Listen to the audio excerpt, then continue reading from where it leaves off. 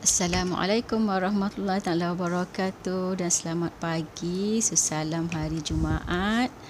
So hari ni kita jumpa lagi pada hari ke berapa saya bersiaran live ni So saya berkongsilah, saya insya-Allah ingin istiqomah berkongsi berkenaan dengan ilmu pengurusan wang, pengurusan kewangan peribadi dan juga kira melalui emas lah kita nak uruskan kewangan peribadi kita melalui emas lah untuk jadikan dia lebih baik So sekejap ya, saya ada nak setting sedikit. Sekejap je ya. Okay, so apa khabar hari ni? Harap semuanya dalam sihat walafiat lah. Okay, so hari ni hari Jumaat, esok dah cuti Hari ni hari ke-18. Hari ke-18 saya berkongsi lah berkenaan dengan ilmu emas dan juga kewangan. Okey. So, apa kita nak cerita hari ni? Tadi saya ada menulis sedikit lah pasal sebab saya ada terbaca lah orang share ada satu video berkenaan dengan kata emas ni tak boleh dibuat ansuran. So kata tak patuh syariah lah, maknanya tak boleh dibuat ansuran. Jadi saya share sedikit lah CJ patuh syariah yang dah dikeluarkan oleh Money Advisor kepada public gold kepada public gold. Maknanya semua transaksi yang dijalankan di public gold adalah patuh syariah. So tuan-puan bolehlah berurus niaga dengan public gold tanpa perlu was-was lah. Saya bukan pakar muamalat lah. Saya bukan pakar muamalat. Datuk Abu Bakar dan company Money Advisor tu yang dah keluarkan. Tapi cumanya dari segi pemahaman saya, yang tak boleh tu, yang tak dipatuh syariah tu adalah bila kita membeli beli dan kita dapat bayar ansuran, maknanya first bayar kita terus dapat barang. Sebab dia tak boleh, sebab barang dibawi emas ni. Cumanya yang di public gold kita beli, dia adalah dia punya term muamalat dekat situ. Tapi cuma saya cerita dari segi bahasa. So maknanya bila kita beli, kita cuma harga dan bayar deposit, lepas tu kita bayar habis baru di public gold bagi pada kita barang yang kita beli tu. Sebab itu dia patuh syariah. Dia tak adalah kita dapat barang dulu. Maknanya kita contoh kata bayar 10 kali ke, bayar 6 kali ke, bayar lepas bayaran ke-10 dah bayar semua sekali, baru public gold akan hantarkan barang kepada kita. Maknanya kita tak beli, kita tak pakai barang tu secara masih belum bayar habis, kita dah guna benda tu, tak boleh. Itu yang saya faham lah.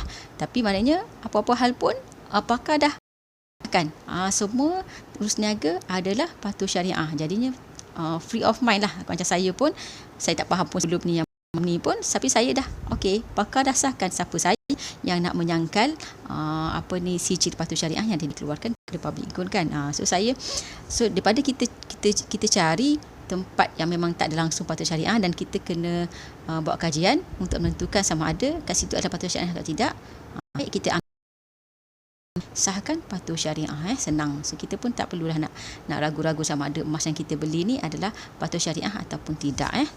Okey. So hari ni kita nak sembang pasal duit gaji kita selalu bocor. Kan? Tapi mungkin ada orang yang tak perasan lah sebenarnya duit gaji. So mungkin dia rasa macam elok je, cukup je semua, pembelanjaan saya bulanan cukup je. Tapi macam mana bila dikatakan bocor tu? Dia sebenarnya terms pada kewangan. So bila kita belajar sedikit baru kita faham. Macam contoh saya dulu, masa saya tak ada belajar, saya tak ada membaca buku-buku. Macam contoh ini buku kewangan jugalah, Azizi Ali, Jutawan dari Planet Jupiter.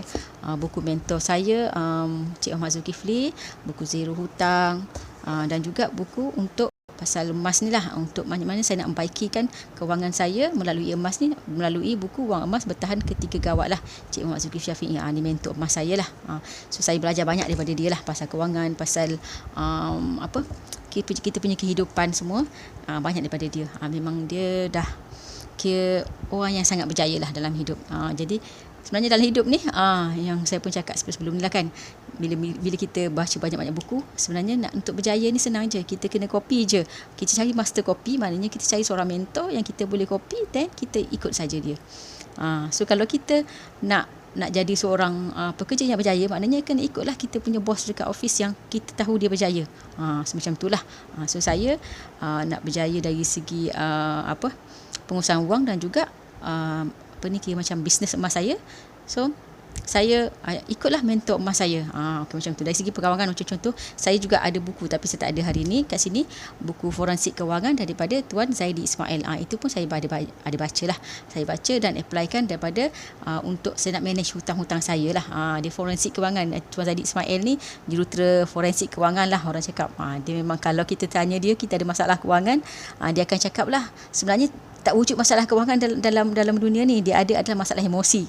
Tapi saya pun banyak ada juga dengar daripada orang lain yang cakap macam tu. Maknanya sebenarnya kita tak ada masalah kewangan, cuma kita ada masalah emosi. Yang first sekali emosi kita adalah untuk menentukan antara keperluan dan juga kehendak lah. Okey, so macam mana kita nak tahu kita ni ada masalah kebocoran atau tidak? Okay. So inilah, kalau anda ada masalah ni, saya pun pernah ada masalah ni jugalah sebenarnya. So kalau anda ada masalah ni wang simpanan selalu bocor. Macam mana bocor tu? Bila kita simpan, yang paling penting yang saya pernah sebut lah sebelum ni, bila kita simpan contoh kata kita nak simpan sebagai dana kecemasan. Sebagai dana kecemasan 3 bulan gaji kan, 3 bulan gaji, tapi 3 bulan tu tak pernah cukup. Macam contoh untuk orang yang gaji 3,000, jadi dia kena ada at least 9,000 lah sebagai dana kecemasan dia. Kan, apa-apa hal berlaku dia ada 9,000, tapi duit tu selalu tak cukup. Maknanya bocor lah. Kita biasa memang ada intention kan, kita dengar mak kita dulu daripada kecil pun kita selalu dengar kan, simpan, tapi mungkin kita tak ada cara yang betul lah untuk menyimpan. Okay, so simpanan selalu bocor, ada je sikit kita bocor, kita terus belanjakan untuk benda lain yang sebenarnya bukan pun keperluan, dia hanya kehendak lah. Itu bezanya yang penting. Macam contoh dalam buku ni ada sebutlah pasal keperluan versus kehendak. Maknanya macam mana kita nak tahu itu adalah kehendak. Okay. So sebenarnya selalu bocor masalah dia. So duit selalu gaib lah, duit gaji gaib entah ke mana. Mana kan tiba-tiba sampai hujung bulan je kata rasa macam ada simpan tapi habis, tak tahu mana pergi. Okay. So tak tahan keadaan sales. Macam tengok sales je, okay, ni kena beli ni, kita justifykan dia supaya membeli. Justify, kita rasa macam penting ni, perlu kan. So sebenarnya bila kita tengok daripada ilmu kewangan, itu hanyalah kehendak. Tak perlu pun, tak wajib pun benda tu, tak bukan antara hidup atau mati. Macam itulah orang kata. Kalau kehendak, keperluan ni antara hidup atau mati, tak beli kita tak boleh hidup.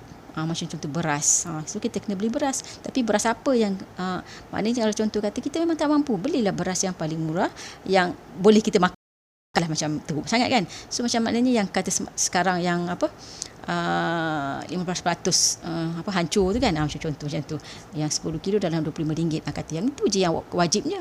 Kalau nak beli beras wangi ke beras basmati ke apa, itu dah jadi kehendak lah, bukan keperluan. Tu kena bezakan lah antara keperluan dan juga kehendak lah. Okay. So inginkan pulangan yang tinggi untuk simpanan jangka panjang. Masalah dia, kita nak ni, so macam kita cari peluang-peluang pelaburan yang kita pun tak ada ilmu pasal benda tu. Dan tiba-tiba kita pun duit tu hilang, macam itulah. Okey, tidak pandai membezakan antara keperluan dan juga kehendak. Ini yang tadi saya cakap tadi, maknanya antara godaan sales, duit gaib itu sebenarnya antara sebab kita tak pandai membezakan antara kehendak dan juga keperluan. Okey, selalu korek duit simpanan kecemasan untuk hal bukan kecemasan. Sebab itulah duit tadi, wang simpanan tu selalu tak cukup 3 bulan. Contoh yang kata at least nak ada kan 3 bulan dana kecemasan, tak cukup lah untuk kita nak penuhkan dana kecemasan tu. Sebab duit kecemasan untuk hal yang bukan kecemasan. Contoh kan, telefon, dia boleh jadi kecemasan, dia boleh jadi kehendak. Telefon, nak beli telefon baru, kalau contoh dalam situasi telefon kita memang rosak, tak boleh nak guna, tak boleh nak baiki, so kena belilah, itu kecemasan lah. Sebab kita pun tak tahu kan, contoh bulan lepas kita tak tahu telefon tu nak rosak. Tapi kalau kita beli telefon, kita tukar telefon, kita pakai duit hal kecemasan sebab ada versi barulah, telefon ni sekarang ni ada keluaran barulah, itu dah jadi kehendak. Sebenarnya tu tak rosak tapi kita nak beli. So boleh jadi benda yang sama tapi ikut situasi lah. Okey. So Siapa yang ada masalah ni? Saya pun dulu selalulah ada masalah ni. Okey. So kita bukan berseorangan lah. Kita bukan berseorangan. Jadi so saya share macam mana cara ramai orang berjaya nak atasi masalah ni lah. Okey. So kita tengok punca. Kita tengok punca.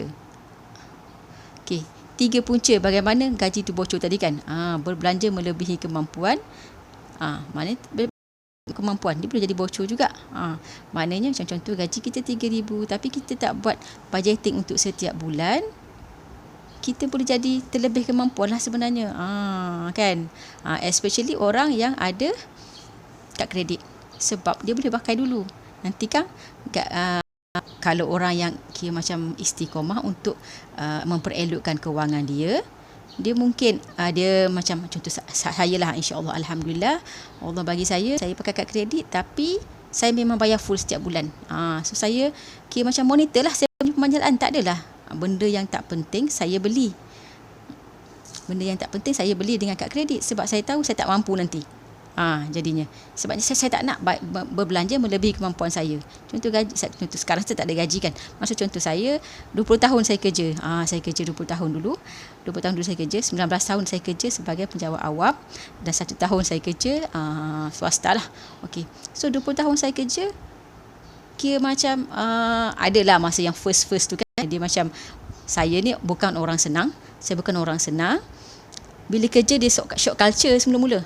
So, kita dapat gaji kan. Masa tu baru gaji 1,500 masa yang first kerja dengan swasta tu, baru 1,500. Tapi macam kita rasa macam banyaknya duit aku. Banyak benda aku nak boleh buat dengan benda ni. Jadi kita masa tu pun tak ada kesedaran lah, tak ada siapa yang nak share pasal ilmu kewangan ni. Dalam media sosial pun tak ada semua dulu kan. Blog-blog pun tak ada lagi masa saya 2001 tu. Macam kita tak didedahkan lah benda macam tu. So, saya tak salahkan orang lain. Saya salahkan diri saya sendirilah. Saya pun tak pergi cari buku untuk baca. Sebenarnya ada buku kan. So, macam tak cukup je lah duit tu. Sebabnya kita berbelanja sebenarnya kita ikut kehendak. Kehendak tu memanglah unlimited kan. Sedangkan kita punya pendapatan limited. So, maknanya kita kena uruslah duit kita. Berbelanja melebihi kemampuan. Tersalah membuat pelaburan. Yang tadi dia relate kepada yang tadi tu. Yang tadi yang saya cakap pasal masalah tu kan. Pelaburan. Kita pergi yang kita tak tahu, kita tak ada ilmu. Lepas tu kita jadi duit kita habis. Contoh kita dah ada cukup dah 9,000, tiba-tiba biasanya orang yang datang yang nak memperkenalkan sesuatu pelaburan ni biasanya orang kita kenal lah. Biasanya orang tak kenal tak datang. Orang kita tak percaya pun dengan orang yang kita tak kenal kan. Biasanya orang dekat-dekat datang, okay, oh ini pelaburan bagus ni. 10 dalam satu bulan kau boleh dapat contoh 5%, 5%, 10% kan. So kita pun okay, sebab percaya dan kita rasa macam betul ni, orang ni pun kita kenal kan, biasa macam tu. So dan kita tak buat pula research detail lah pasal pelaburan yang diceritakan tu. So kita salah buat pelaburan dan kita rugi kat situ. Selalu pinjamkan kepada kawan. Bila saya kenal, sebenarnya yang bagusnya kalau contoh kita memang kawan kita tu memang sangat terdesak dan kita tolong. Satu cara adalah kita bagi je berapa yang kita boleh effort. Kalau dia tak bayar pun, maknanya kita, ini aku bagi je kat engkau. Macam tu. Aku tak ada duit untuk pinjamkan kau. Macam contoh dia nak 3,000. Tapi ya, contohlah kita kata kita boleh bagilah kat dia 1,000. Aku boleh bagi kat engkau 1,000. Kalau aku tak bayar pun tak apa. Itu. Sebab nanti kalau kita bagi yang lebih daripada kita effort, itu pun tips daripada mentor saya lah, yang lebih pada kita effort untuk kita halalkan, nanti kita sakit hati kalau jumpa dengan dia kan. Tapi inilah kita memang bagi kat dia, kalau kau tak bayar pun tak apa. Macam tu. Okay. Satu lagi adalah kita bagi pinjam dalam bentuk, kalau contoh yang ada emas, bagi pinjam dalam bentuk emas. Nanti kau bagi kat aku emas tu, maknanya nanti dia boleh pergi pajak lah benda tu. So kita hilang sebenarnya. Kalau contoh dia lama pun biasanya kita bagi ni orang yang kita percaya lah kan. So insya-Allah dia pun tak meninggalkan kita lah. Tapi kalau bentuk duit, maknanya kita hilang kuasa beli kat situ. Kalau kita bagi pinjam dalam emas, dia akan menjaga kita punya nilai duit tu sendiri. Sebab emas ni dia tak dimakan di inflasi lah. Okay. So macam mana cara kalau saya kata nak hilangkan bocor tu, okay. So nak hilangkan bocor, dia sebenarnya kita boleh lah menyimpan dalam bentuk duit. Tapi tadi kan kita simpan dalam bentuk duit kita tak banyak-banyak. Duit kita tak banyak-banyak. Duit kita memang sentiasa tak cukup-cukup lah. Kalau kata dana kecemasan tu, itu maknanya orang yang panas tangan dengan duit. Saya suka istilah tu. Panas tangan dengan duit maknanya. Bukan orang kalau yang kita ingat-ingat dulu, panas tangan, tak boleh tanam pokok kan. Tanam pokok pandan pun tak naik. Itu panas tangan juga. Tapi panas tangan tak boleh menanam. Tapi yang ini panas tangan dengan duit. Ada duit lebih je, rasa macam panas je tangan tu. Nak membeli. Nak shopping. Sekarang lagi senang. Sebabnya kita boleh shopping online kan. So klik je. Dah habis 10,000 contoh kan. Itu ayat saya punya ex-boss dulu. Sekarang ni dia kata, laptop kau hari gaji je klik. Dah tak ada dah balance gaji. 10,000 habis. Bos saya lah, sebab dia gaji dia banyak kan. Mana 10,000 tu nothing pada dia lah. Kita ribu kan masa kerja. Saya lah masa kerja dulu tak cukup pun 10,000 gajinya. Okay, so maknanya cuma cara satu. Kalau dah memang tak, kita memang proven tak boleh simpan, maknanya kita dah bertahun kerja, tak ada lagi dana kecemasan. So memang kita kena ubah kita punya cara simpanan kita tu untuk adakan, supaya tak jadi bocor, untuk adakan simpanan untuk dana kecemasan dalam bentuk emas. Sebab memang dah ramai orang yang berjaya. Jadi kan saya cakap, macam mana kita nak berjaya? Tiru sahaja cara orang berjaya. Saya pun tiru cara orang berjaya. Bila saya tengok orang berjaya menyimpan dengan emas, jadi saya pun tiru. Tapi saya boleh dikatakan mungkin suam-suam je lah dengan duit ni. Jadi saya boleh juga menyimpan dengan duit. Macam contoh saya nak renovate rumah, saya tak adalah simpan emas. Saya simpan duit untuk renovate rumah. So kalau orang yang jenis panas tangan, memang nanti sebab saya kata tadi, saya maknanya bergaul dengan pejabat awam kan, ramai jugalah yang saya bercerita tu. Jadi ramainya yang buat personal loan bila nak renovate rumah lah.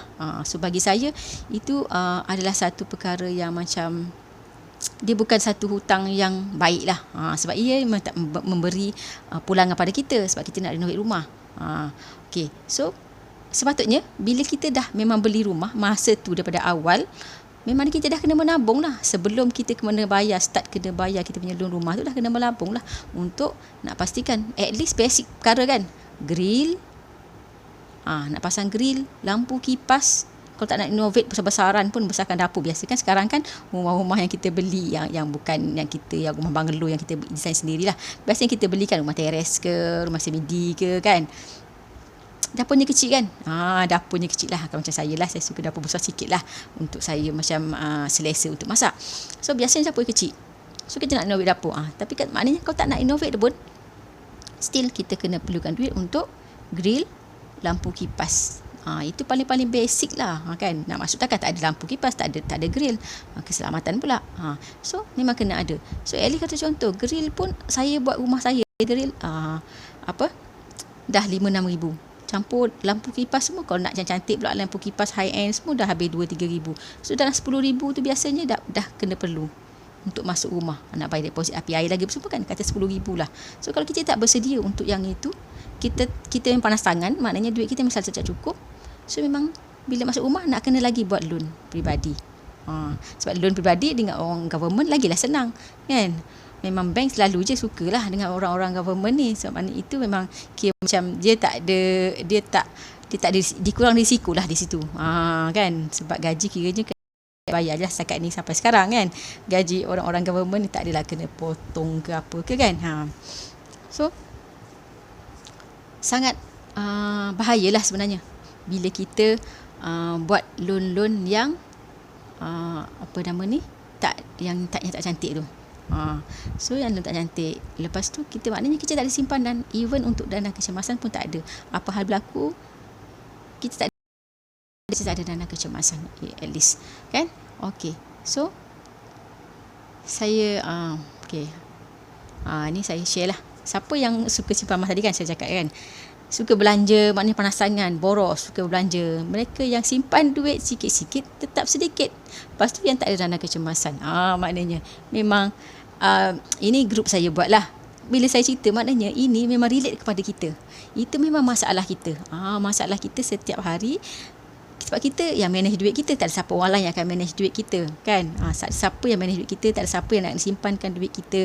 Kau dalam buku ni, macam mana yang Cik Zul cakap, zero hutang ni, bukan mudah tapi tak mustahil. Okey. Dia tak ada cara magic untuk kita selesaikan hutang. Tak ada.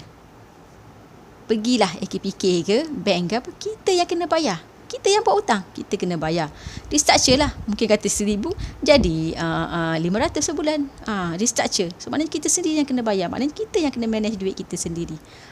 So macam mana pun. Dia dua cara je sebenarnya. Nak manage kita punya kewangan kalau dah macam ada teruk sangat kan. Satu, kurangkan pembelanjaan. Kalau memang kita dah tak boleh dah. Itu memang dah paling parah-parah hidung lah. Memang kita makan pun, contoh kata beras pun, beras yang 15% hancur tu je lah kan.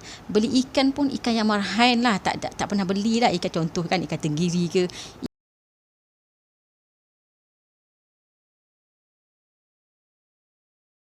Sardin macam tu kan. Ikan sardin lah, bukan tin sardin tu pun mahal juga sekarang. Kecil tu pun dah dekat RM4 kan. Kalau keluarga kecil, cukuplah RM4 sekali makan. So contoh macam tu. So maknanya tak boleh lah. So kita kena cari pendapatan tambahan lah. Okay. Saya pernah jumpa seorang pensyarah. Pernah saya bercerita dengan dia lah, seorang pensyarah. Sangat bagus. Pensyarah. Balik kerja, buat Grab. Bagus. Lepas tu bila cerita-cerita, rupanya dia ada 400 gram dalam akaun emas dia. Di public gold lah. Saya tak tahu masa tu. Bila dia cerita macam, dah ada akaun emas, tak apa, tak ada masalah. So saya kata, baguslah, alhamdulillah bagus. Dia maknanya dia bukan terdesak buat Grab tu untuk tak cukup makan, sebab dia dah pensyarah kan. Mungkin saya tak tahu hutang dia, tapi maknanya dengan keadaan yang bila dia cerita, dia ada 400 gram dia 400 gram emas dalam dia punya akaun emas. Maknanya dia buat Grab bukan sebab dia buat Grab sebab dia nak menambahkan dia punya tabungan. Orang macam tu lah yang kita macam perlu inspirasi kan. So depends nak buat Grab ke, nak buat dropship ke, tak ada masalah pun apa, asalkan kita punya aim, kita cari pendapatan tambahan yang patuh syariah lah. Okay. So ini siapa yang perlu simpan emas kan. So kita tengok testimoni. Kalau tengok testimoni ni, sangat ramai lah. Sangat ramai orang yang dah memang berjaya dengan emas. Lepas tu saya suka, sebab saya dah tahu dah, ramai orang berjaya dengan emas. Jadi saya perlu juga simpan emas. Okay. Sejak simpan emas dan belajar ilmu kewangan ni, nafsu nak modify kereta dah tiada lagi. Alhamdulillah. Ni orang maknanya orang lelaki yang suka modify kereta kan. So sebenarnya kereta tu dia adalah satu alat untuk bawa daripada keperluan. Itu keperluan. Kehendak dia, cantiklah pasang spoiler. Saya dulu pasang spoiler juga. Tapi maknanya kita tambah baiklah kewangan kita. Masa tu pasang spoiler jugalah. Nak cantik konon-konon kan masa tu. Tapi masa tu saya pun macam bela-bela katak je pasal kewangan ni kan. Tapi alhamdulillah saya ada overcome sedikit sebanyak. Okey, maknanya tak perlu nak, sebab modify kereta tu bukannya kehendak, dia keperluan. Kalau tayar pancit tu nak kena pergi baiki. Itu memang keperluan, bukan kehendak kan. So nak pasang spoiler ke, tinted mungkin lah, yang masa awal-awal tu pasang tinted untuk panas kan. So kalau macam contoh pasang spoiler, nak cat baru sedangkan kereta elok lagi, contohnya nak tukar kereta, jumpa orang yang boleh dikata macam kurang berduit lah, tukar kereta, dia suka tukar kereta satu dah hilang berapa ribu. Sedangkan dengan kereta yang sama sebenarnya boleh je kita berfungsi 10 tahun, 20 tahun. Kereta saya pun dah dekat 15 tahun. Dah 15 tahun dah. Alhamdulillah. Masih elok sampai sekarang. Okay. So, yang bawah ni, alhamdulillah, bila simpan emas, jarang-jarang dah online shopping. Kenapa? Saya pun jarang-jarang online shopping. Kalau shopping maknanya memang betul-betul keperluan. Sebabnya, bila disimpan emas yang ada ilmu lah. Maknanya, nanti saya tunjukkan tips lah macam mana nak menyimpan emas ni. Sebabnya duit dia tak ada. Duit dia dah jadi emas. Contoh ini. Bila saya cerita pasal emas, saya merujuk kepada emas pelaburan bukan emas pakai, bukan emas gelang ke, subang ke, rantai ke, tak. Sebab yang itu ada dia punya kelemahan dia tersendirilah. Kelebihan dia boleh pakai lah kan. So kalau perempuan, saya pun ada sedikit sebanyak, ada rantai, ada gelang sikit kan. Tapi janganlah banyak, maknanya tak perlulah banyak untuk just untuk pakai. Yang pelaburan yang perlu kita tukarkan, yang contoh kata tadi, yang nak jadi dana kecemasan, nak jadikan dana-dana lain, dana untuk deposit rumah, dana untuk nak buat renovate rumah, itu kena dalam bentuk dinar dan juga gold bar lah, emas pelaburan ini contoh gold bar 4 segi. Ini contoh gold bar berapa gram. Maaflah, saya dah 40 lebih, so dah pun dekat 10 gram. Ni 10 gram. Ni 2000 lebih. Hari ni berapa? 10 gram. 10 gram RM2,573. Kecil besar ni je. Kalau duit 2000 dah lama dah. Saya punya duit 2500 ni tak ada. Kan? Pergi jadi benda lain ya. Okey, yang ini 5 dinar. Ni 5 dinar RM5,468. Kecil je. 5,500 lah lebih kurang. 5,468 hari ini. So 5,500 kat sini. So 5,000 campur 2,000 lebih, maknanya dah 8,000 lebih. 8,000 kat sini. Semua duit kita kekal kat situ. Tak nampak duit. Kalau 8,000 duduk dalam bank, banyak juga testimoni yang orang yang menyimpan emas ni, bila dia kata dia main kutu contoh nak simpan lah, main kutu. Tapi bila bila dapat duit kutu tu, duit kutu tu tak simpan juga, jadi benda lain. Ada satu kes yang itu kutu kan, ada satu kes yang dia menabung lah. Dia menabung lah ni. Kan ada yang orang share menabung tu kan, menabung duit merah, duit apa, RM10, duit RM5 kan, dia menabung. Bila dia menabung, duit tu banyak lah, contoh kan, dapatlah 2,000, 3,000 lah. Ni kes real lah ni, dia menabung, dia cerita dekat seseorang. So bila dia menabung duit tu, at the end, duit tabung tu jadi sofa.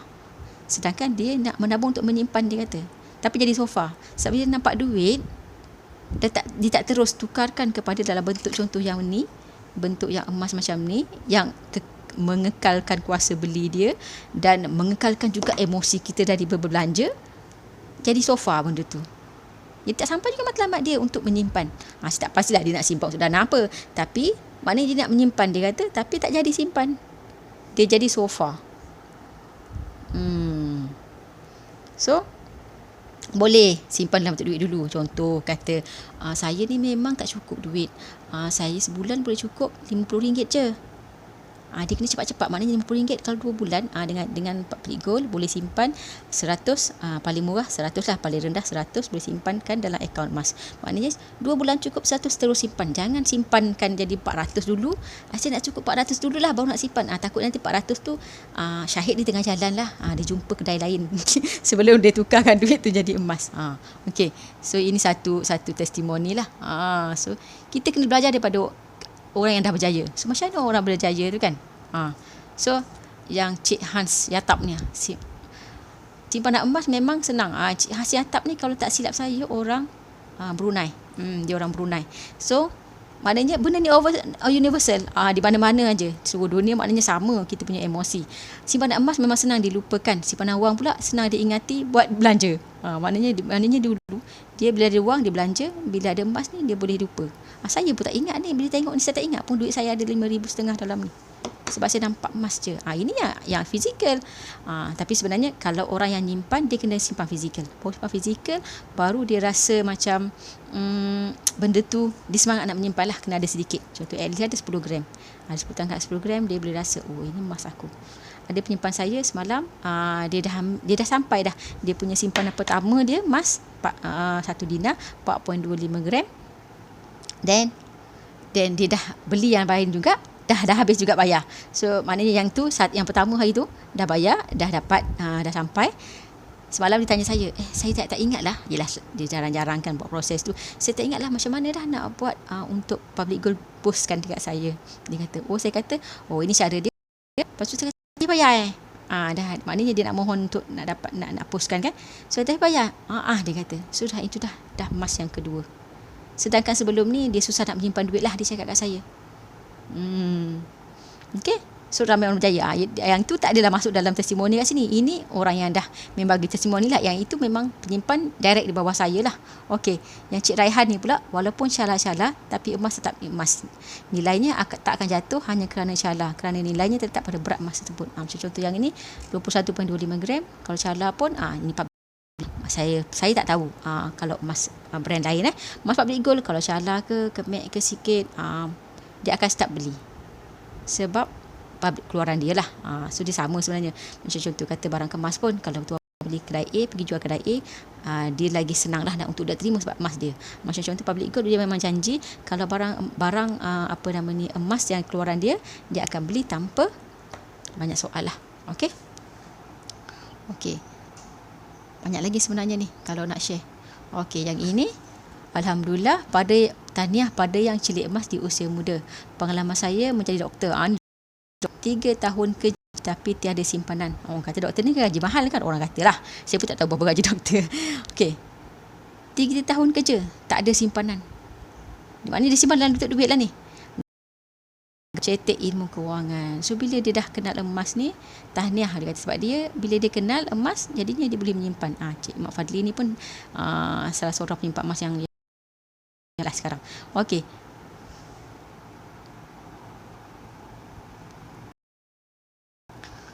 ini tak nampak sangat. Okey,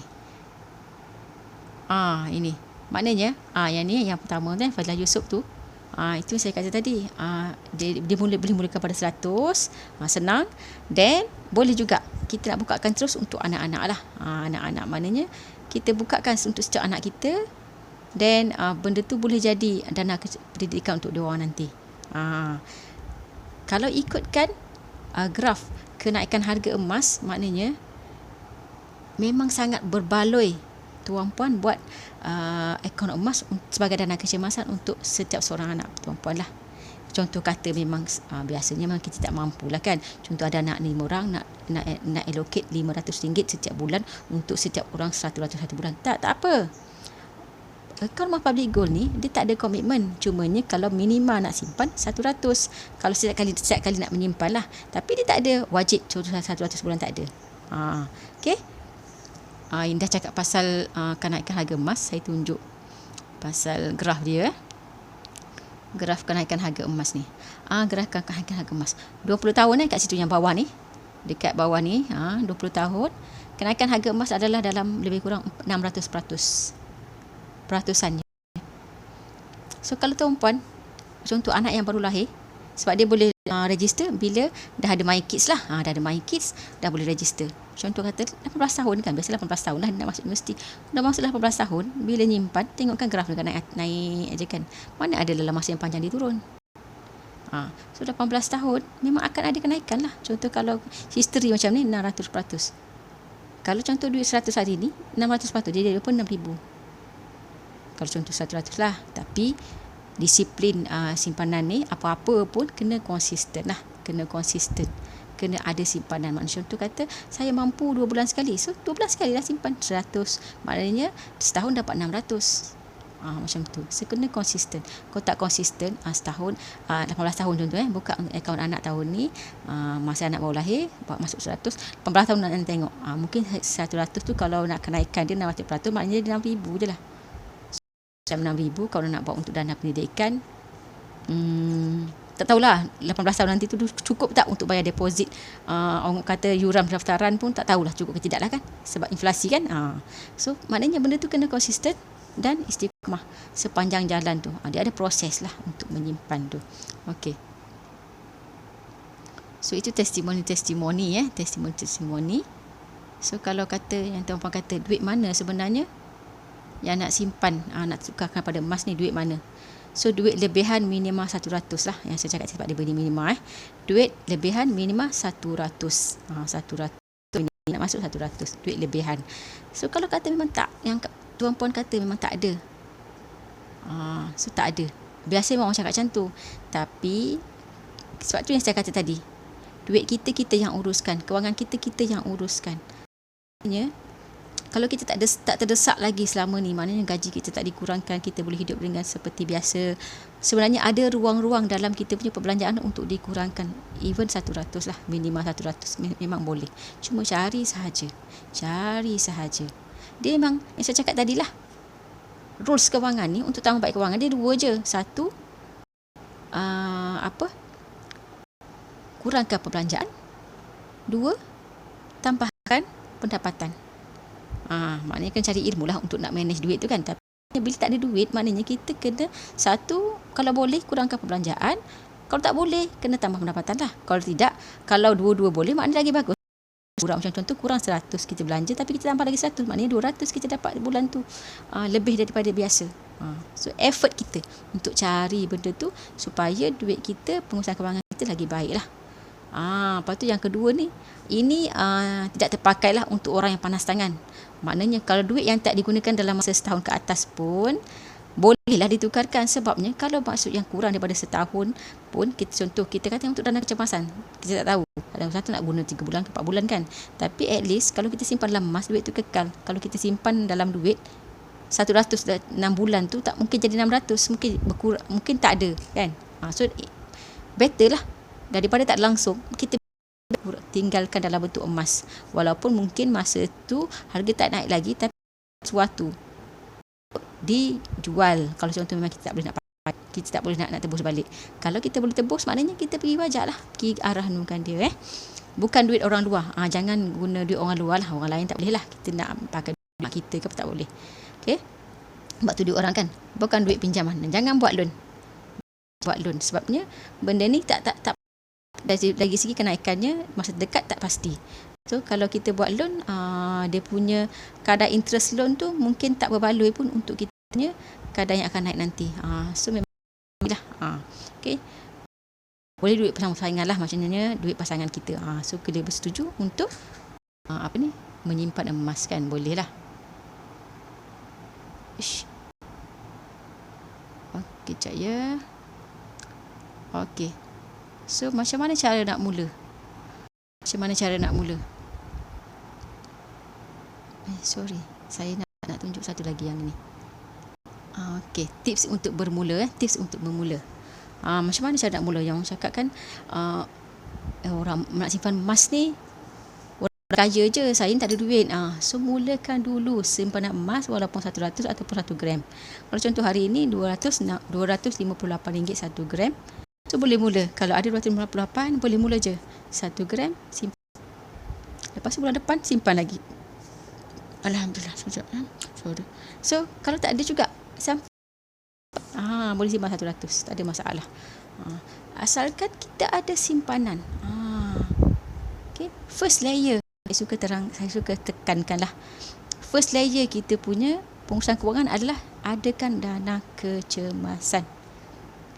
Kenapa saya suka tekankan? Sebab memang dah ada laporan daripada Bank Negara menyebut bahawa 70%, bukan dana kecemasan 3 bulan, 70% daripada rakyat Malaysia tak ada simpanan even 1,000. Kalau orang yang gaji 1,000, maknanya itu baru 1 bulan gaji. Sahkan nak ada 3 bulan gaji, 1 bulan gaji pun dia tak ada. So hakikat ni sangat menyedihkan lah bagi saya. Jadi saya lagi bersemangat untuk nak bercerita kepada orang untuk nak tambah baik kewangan mereka melalui emas. So saya bukan mengajak tuan puan habiskan duit lah. Saya mengajak tuan puan untuk menyimpan duit tu dalam bentuk yang lebih baik, yang akan memastikan tuan puan ada sesuatu dana untuk sebarang tujuan. At least dana kecemasan. Okay. Saya bukan berniat untuk nak menjual, tapi saya niat untuk nak bercerita bahawa benda ni dah di-proven. Macam tu tadi saya tunjuk testimoni orang lain yang dah berjaya dengan emas. Saya pun berjaya juga, Alhamdulillah. So saya tak nampak kat sini duit RM5,500 saya tak nampak pun. Duduk kat sini je. Tak apalah, nanti kan kalau ada kecemasan. Tapi saya punya aim nak hantar anak saya belajarlah di satu tempat. Maknanya saya punya aim tu lepas nanti tak capai matlamat saya akan jual lah benda ni untuk nak sampaikan hasrat saya tu. Okey. So bila sudah bermula, anda akan lebih senang faham ilmu emas dan lebih faham mahal murah, kerana harga emas mempunyai benchmark tersendiri. Contoh benchmark saya. Saya beli satu gold bar ni pada tahun 2014. Masa tu harga dalam 140 lebih. So benchmark saya 140 lebih sebab saya ada ilmu. Walaupun sehari ini RM258, memang mahal lah bagi saya sebab dulu saya pernah beli 140 lebih. Tapi bila saya ada ilmu, saya dengan rela hati dan senang hati, ada duit saya tukar kepada emas. Sebab saya tahu emas tu boleh menjaga duit saya, dan juga nanti saya cerita lagi lah, saya cerita lain hari. Emas itu adalah insurans kepada keuangan kita. So, 4 lebih lah. Tapi tak kisahlah, mahal ke murah ke, dengan ilmu yang saya ada, saya tahu saya kena simpan emas. Sebab kalau saya tak simpan emas, mungkin duit saya tu jadi macam benda lain. Okey. So, ini saya cakap tadi juga kan. Anda hanya tukar duit kepada emas dan anggap dia adalah sebagai proses untuk belajar. Maknanya, kita simpan duit tu, tukar je pada emas. Bukannya kita beli emas, kita tukar je kepada emas. Memang still harga, memang ada kat sini 5,500 tu. So, saya tak hilang pun duit tu. Cumanya dengan ilmu, bila contoh harga tak naik lagi, contoh, saya pun tak ingat dah saya beli bila. Saya tak ingat dah saya beli bila. Yang ni, dalam rekod adalah, tapi kat sini saya tak tulis, saya tak ingat saya beli bila. So contoh kata dia tak naik lagi harga, contoh saya beli dulu masa, contohlah ada pernah naik 270 contoh kan. So saya beli masa tu, tapi tak naik lagi lah sekarang harga 258. So RM12 saya rugi kalau saya jual 1 gram. So saya dengan ilmu, contoh saya nak guna duit pun, saya tak bagilah jual, saya pajakkan dia je saja. Okay. So maknanya kena ada ilmu. So mula saja, baru tuan puan akan tahu, dan puan akan rasa lepas pada tu. Ramai orang yang rasa lah, maknanya dengan emas, simpanan dia bertambah-tambah lah. Tak ada kehilangan di mana-mana. Tak ada bocor di mana-mana. Itu proven, dah ramai orang berjaya simpan emas dan duit dia tak bocor. Duit dia even tak bocor, makin bertambah sebab dia, bila contoh yang tadi saya kata, kena ada satu kat tangan. Contoh kata, buat matlamat, adakan contoh simpan ada 6 gram, keluarkan at least 5 gram ataupun 4.25 satu dinar tu. Okey, bila keluarkan tu ada kat tangan satu, kita tengok lagi, kita rasa semangat nak simpan. Macam contoh yang saya cakap tadi tu lah, saya punya penyimpan tu, dia dah ada satu, terus dah nak habiskan terus, padahal saya tahu yang kali kedua tu pun tak habis lagi sebenarnya, tapi dia terus bayar habis untuk nak dapatkan, nak simpan lagi yang kedua tu. Dan dia ada satu lagi, saya tahu dia dah cerita kat saya lah, dia dah ambil 3 yang bayaran kali tu, bayaran EPP tu lah, bukan ansuran yang tak patuh syariah, tapi mana ansuran tapi patuh syariah, dia dah ada 3. So dia dah ambil satu, semalam dia on the way lah, maknanya buat proses untuk hantar, untuk postkan. Satu lagi tu saya tak tahulah berapa bulan lagi, sebab saya pun tak ada akses nak tengok kan. So saya cuma dia cakap kat saya, dia dah ambil 3. Berapa berat pun saya tak tahu, saya pun tak tanya dia lah. So dia dah ambil 3 gold bar ataupun dinar lah, saya tak pasti. Cuma yang pertama lah saya tolong lockkan tu, saya tahulah 1 dinar yang dia beli. So dinar tu dah sampai dah. Okay, so simpan aja emas. Yang paling basic adalah simpan saja 100 setiap kali nak menyimpan 100 dengan akaun emas cap ni. Kalau apa-apa hal berlaku, contoh saya tak dapat dihubungi, contohnya emas tuan puan ada sahaja di Public Gold. So kalau contoh kata tak kenal lah dealer-dealer emas lain ni, dia Public Gold emas lain, pergi saja. Ada 18 cawangan seluruh Malaysia, dan next year Public Gold nak tambah lagi 4 cawangan di Indonesia. Sekarang ada 1, tambah 4 yang jadikan 5. So maknanya Public Gold ni bukannya hanya di Malaysia, di Indonesia pun ada. Okey. So murah dan mudah. 100 kan? Murah lah. Untuk nak bermula. Mudah pun mudah sebab transaksi dia semua online. Tuan beli je. Contoh memang jenis orang yang sangat-sangat busy hari kerja ke apa, so tengok harga emas murah, sebab harga emas ni dia berubah pukul 12 malam. So boleh saja beli, contoh pukul 11.30 nak mula tidur dah, baru ada masa, boleh beli. Contoh harga, tengok itu murah kan. So disokong oleh emas fizikal. Sebab dia patuh syariah. Sebabnya contoh kata 1 gram 10 gram puan simpan dalam dalam emas, dalam akaun emas ni, 10 gram tu ada di Public Gold, cuma dalam buku bila dia akan bentuk dalam bentuk yang banyak, maknanya dia akan pool basis untuk semua orang yang menyimpan lah. Macam contoh hari tu ada orang menyimpan 15 kilo, so 15 kilo lah ada disimpan di Public Gold Pulau Pinang, HQ.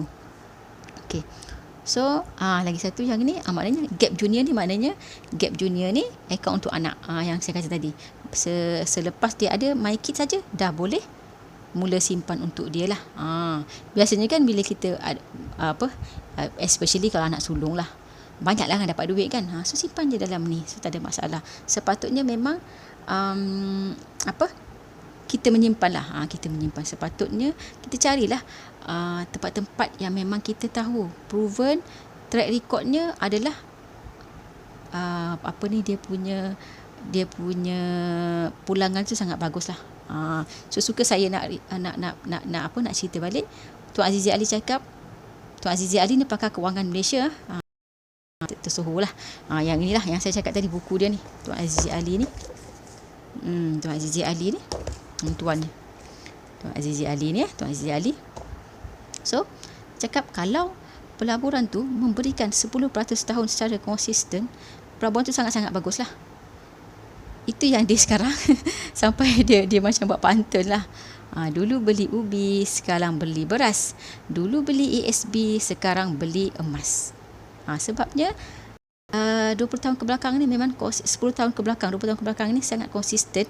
Kenaikan emas ada dalam puratanya 10% satu tahun. So dia dah melebihi lah daripada keupayaan ESB, tabung haji dari segi pulangannya. Itu yang dia cakap macam tu. Kan nak merendahkan reputasi dia lah kalau benda tu tak betul kan. So kita bukan pakar, jadi kita ikut je saja. Saya cakap pakar. So maknanya saya nak simpulkan di sini, kalau bocor, kerja dah bertahun-tahun masih bocor, tak ada simpanan, even 3 bulan pendapatan, tuan-puan, memang orang yang kena simpan, tukarkan duit tuan-puan yang ingin ke dalam bentuk emas. Kalau nak tengok lagi testimoni lain, boleh saja PM saya, ataupun boleh masuk dalam Telegram, join Telegram saya ni untuk tengok lebih ilmu pengurusan kewangan dan juga emas lah. Okay. So kalau nak WhatsApp pun boleh saja WhatsApp saya, ada link yang saya dah letakkan dalam komen lah. Okay. So senang sangat nak bermula. Jangan WhatsApp saya, dah boleh bermula lah. Okay. So jangan bazirkan emosi nak tengok harga tinggi, tak perlu. 100 mula dulu, lepas tu belajar sehari ke sehari, insya-Allah tuan-puan akan boleh dapat. Kalau saya suka nak kira orang yang saya bimbing ada lebih kurang dalam 200 gram, untuk macam kita peace of mind lah.